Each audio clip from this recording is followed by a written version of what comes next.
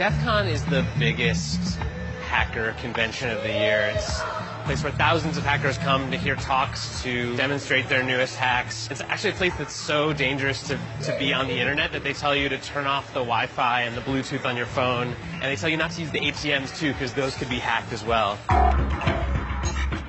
This is the DEF CON ballroom. This is sort of the main room where things are happening, and it's pretty wild. I think this is car hacking village. This car is locked. Can you get me in? I'll unlock it for you.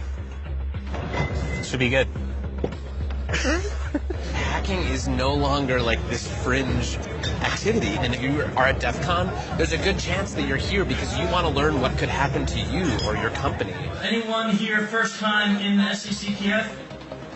Holy crap. I invited Chris to hack me with his team, but they're going to hack me using social engineering, which is essentially hacking without any code. They just use a phone and an internet connection.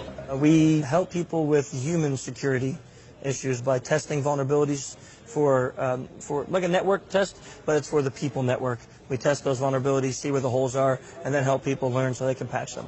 Can we try some of this? Can we try some? Yeah. See if it works? Yeah, we probably could have our star visher here make some phone calls as Let's do it. Sure. Do you want to do a sample vishing call? What's vishing? Vishing is voice elicitation, and basically what you do is you use the phone to extract information or data points that can be used in a later attack. Let's do it. Who are you going to call? Maybe I'll call your cell phone provider Okay. and see if I can get them to give me your email address. I bet they're good. I bet they have my back. But yeah, go for it. I'm going to spoof from your number, so it's going to look like it's calling from you. Okay. Hi, I'm so sorry. Can you hear me okay? My baby, I'm sorry. My husband's like, we're about to apply for a loan and we just had a baby and he's like, get this done by today. So I'm so sorry. I can't call you back. I'm trying to log into our account for uses information and I can't remember what email address we used to log the account. The baby's crying and can you help me? Awesome. In just 30 seconds, @gmail.com? Jessica gets my personal email address. Now, if I needed to add our older daughter on our account so she could call in and make changes, how would I need to go about doing that? You would have to send me a secure PIN through a text message? Yeah, well, the thing is, I don't think I'll be able to receive a text message if I'm on the phone. Shh. Oh, I'm not on there either? So I thought when we got married, he added me to the account. Okay, my Jessica uses my girlfriend's name and a fake social security number 5127. to set up her own personal access to my account. Wait, I'm sorry, so there's no password on my account right now? Can I set that up? She even gets the support person to change my password. Thank you so much for your help today. So she just basically blocked me out of my own account. I'll get her fed after this. All right, thank you. Holy shit. So they just gave you access to my entire cell phone account. You're going to have to go on and change your password now because it's Jess, my name. And all it took was a crying baby and a phone call. Yes. I really thought that my cell phone company would protect me. I mean, like, this is the most basic stuff, and they're not doing it. And if they're not doing it, you know all these other businesses aren't doing it either.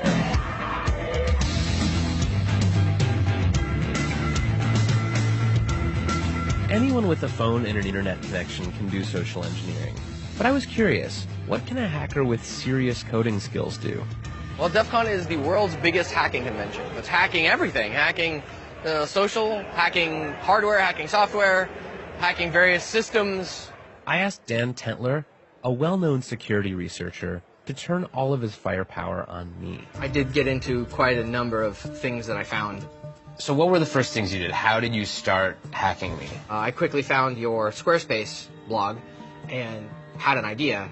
Basically what I did was created a bogus Squarespace site and sent an email to you, a fish asking you to go to this website, run the certificate installer. And I did it, because I'm an idiot. So once you ran that, it gave me access to your computer, and I created several fake pop-ups that looked like system pop-ups that would ask you for your credentials. You didn't even have to have my passwords. No, you gave them to me. I gave them to you. Yeah. So I stole your 1Password keychain. And 1Password is where I store all my other passwords. So effectively by... And your social security number and your Amex stuff and all your stock trading and bank information. I can send email to everyone in this room as you. I am you right now if I want it to be. If my evilness is working correctly, it should actually be taking pictures of your desktop and pictures through your webcam every 2 minutes. And I have been watching you for about 2 days now. In coffee shops, at your mom's house, on a plane. Here's you editing stuff. There's you like. Oh my God! So this is literally every 2 minutes through my webcam. Yeah, through this guy. How badly could you have messed up my life? I could have made you homeless. I could have made you homeless and penniless. How? How would you make me homeless? Like, I have control of your digital life in its entirety. I have all your credentials. I have all your access to all your financial information, all your work information, all your personal information. I can pay people with your bank account or your Amex account. I am you. I can fully impersonate. Like, the only thing I couldn't doctor would be like your fingerprints. This is like as bad as it gets. It's ridiculous. Yeah, it's bad. So it turns out that Dan Tentler is very good at his job. I mean, he hacked the hell out of me. He got everything. I mean, frankly, I want to take my computer and throw it into the deepest part of the ocean, and I want to become a hermit, and I want to never touch a piece of technology again, because holy shit, that was everything. That was the keys to my entire life, and he just pulled them out of his pocket. But even if I keep my passwords and my bank accounts safe, I could still be in danger from hacks. Because with factories, power plants, and other major infrastructure being controlled by networked computers, the world itself is hackable. I'm going to meet Marina Krotofil. She's studying hacking chemical plants. She's thinking about what happens if hackers decide to go after infrastructure. But this is the kind of hacking that could really ruin, like, an entire country. So, let's just say like a nuclear power plant could have a big accident, and they think our machine just malfunctioned, our safeguards didn't work, but it's actually someone hacking. Yes, but the worst case scenario, if it will be incompetent or unskillful attacker who does not understand what he's breaking in, and that they will do something with a large or extensive collateral damage. But probably most scariest is hacking the satellites, because now everything navigates with the GPS. So basically, even the huge oil tankers in the sea, they're completely navigated automatically by the signals from the satellites. So by simply disrupting the satellite signals, you can lose the entire tanker, and or the aircraft can collide. There's almost too much for me to worry about here. I'm almost just sort of numbed. People keep telling me, oh, this could get hacked, and that could get hacked, and this other thing could get hacked, and oh, chemical plants could get really hacked. And at some point, like, I've got to get out of bed in the morning. So I have to find a way to make myself feel a little bit better about all of this. So I'm meeting Morgan Marquiboire, a cybersecurity consultant and the director of security at First Look Media, for some advice on locking down my digital life.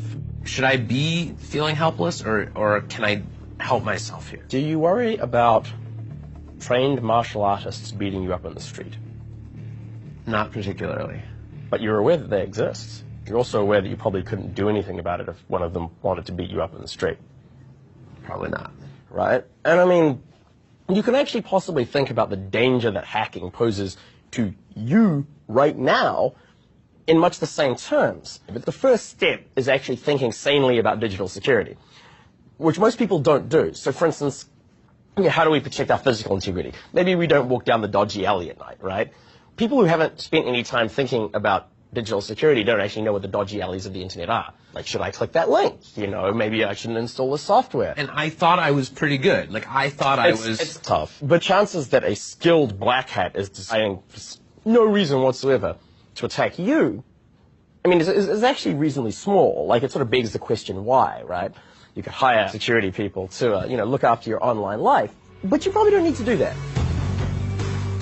We used to think of hackers as being sort of fringe characters, but now when so much of our lives are lived on these connected devices, they're power brokers. They can make or break us. I'm trying to log into our account. They stole your 1Password keychain. I mean, they know more about this stuff than anyone, and that's a power that is going to become increasingly valuable.